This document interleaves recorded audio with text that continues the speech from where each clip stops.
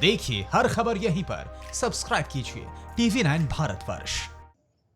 अखिलेश जी को मेरी आवाज़ शायद अभी नहीं जा रही है। अखिलेश जी, आपको अगर मेरी आ रही हो आवाज़ तो मैं ये समझना चाह रहा था कि ये कोई डरा हुआ भटका हुआ नौजवान तो नहीं है। और आप में से, आप मेरे गेस्ट में से जिसका भी टेलीविज़न का वॉल्यूम चालू हो वो प्लीज़ बंद कर लीजिएगा और फ़ोन के ज़रिए ही मेरी आवाज़ सुनिएगा, वरना डेफर्ड आवाज़ें आती हैं और वो कंफ्यूज करती हैं। अखिलेश जी तो सवाल करें। अभी आपकी आवाज आनी शुरू हुई, मैं सवाल नहीं सुन पाया था। आपने देखा इस आदमी ने किस तरीके से जहर उगला। इसने कहा कि ये कोरोना जो है ये आरएसएस की पैदा की हुई बीमारी है। जो डॉक्टर तुम्हारे पास आए, एक्चुअली ये डॉक्टर्स जो हैं ये इंजेक्शन लेके घूम रहे हैं कि महिलाओं का वंध्याकरण कर दिया जाए, तो इनको पकड़ो और इनका इंजेक्शन इन्हीं को लगा दो। और ये व्यक्ति अपना ताल्लुक एक पार्टी से बताता है। अभी तक गिरफ्तारी नहीं हुई। दिनेश जी, मैं देख तो नहीं पाया, हाँ, लेकिन मेरे स्क्रीन पे टीवी नहीं आ रही है, सिर्फ हमारा अपना चेहरा दिख रहा है, हम वो स्काइप पे हैं। लेकिन मैंने सुना जो उसका आपने सुनाया था वीडियो, उसकी आवाज मैंने सुनी। ये कोई भाषाई आतंकवादी था ये, और इसकी जगह तत्काल बिना समय गंवाए जो एक काल कोठरी होती है जेल में, वहाँ इसकी जगह है। और जहाँ का ये व्यक्ति है वहाँ की पुलिस की जिम्मेदारी बनती है कि तत्काल इसको उसके उचित स्थान पे पहुँचा दिया जाए। ऐसे व्यक्ति का समाज में जितने भी देर रहेगा वो समाज का भाईचारा खराब करेगा, हमारा सौहार्द खराब करेगा, लोगों को मन में तमाम तरह की भ्रांतियां पैदा करेगा, तरह तरह के ख्यालात पैदा करेगा जो प्रदेश, देश और मानवता के हित में नहीं है। और कोई नॉर्मल सा तो आदमी ऐसी भाषा नहीं बोल सकता। अब किस लेवल का है, बीमार है, क्यों ये बीमार है, किस दल का है, उस दल के लोग क्या कहते हैं, या किसी दल का नहीं है, तो भी कानून को अपना काम करना चाहिए, तत्काल इस पे कार्रवाई करनी चाहिए। ये आपने एक अहम बात कही।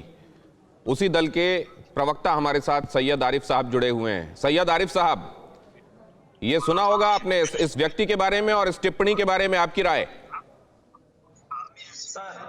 ये जो कोई भी शख्स आपके स्क्रीन के ऊपर अभी बात कर रहा है, आप इसको एमआईएम से जोड़ने की कोशिश कर रहे हैं, तो क्या ये कोई एमआईएम का इलेक्टेड पर्सन है?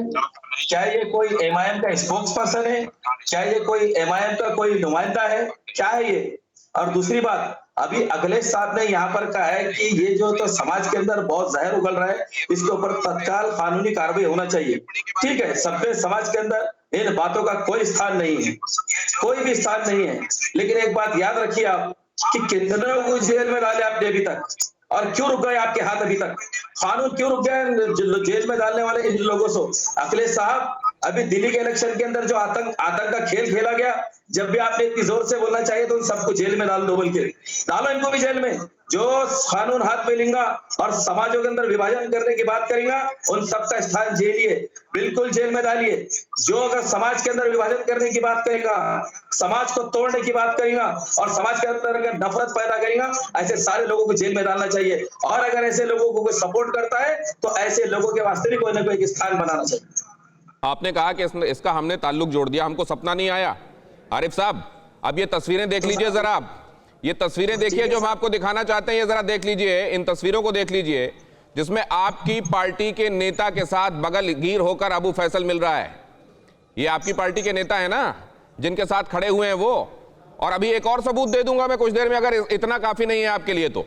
आप जवाब तो ले लीजिए, आप जवाब ले लीजिए, खाली फोटो मत दिखाइए। आप बाबा राम रहीम के पास में भी खट्टर गवर्नमेंट के मिनिस्टर जाके उसको फंड दे के आते हैं, तो क्या हमने पूरी भाजपा को उठा के जो तो उससे जोड़ देना, उसके काले कर्मों से जोड़ देना? बोलिए ना, आप मेरे को जवाब दीजिए आप इस बात का। आप अगर कोई मेले के अंदर, अगर कोई लाखों के मेले के अंदर आगे कोई किसी के साथ अगर तस्वीर खिंचाता है और अगर साथ में खड़ा रहता है, तो आपकी पूरी पार्टी को कैटेगरी में खड़े कर देंगे। साहब, मीडिया के ऊपर ये खेल बंद कर देना चाहिए।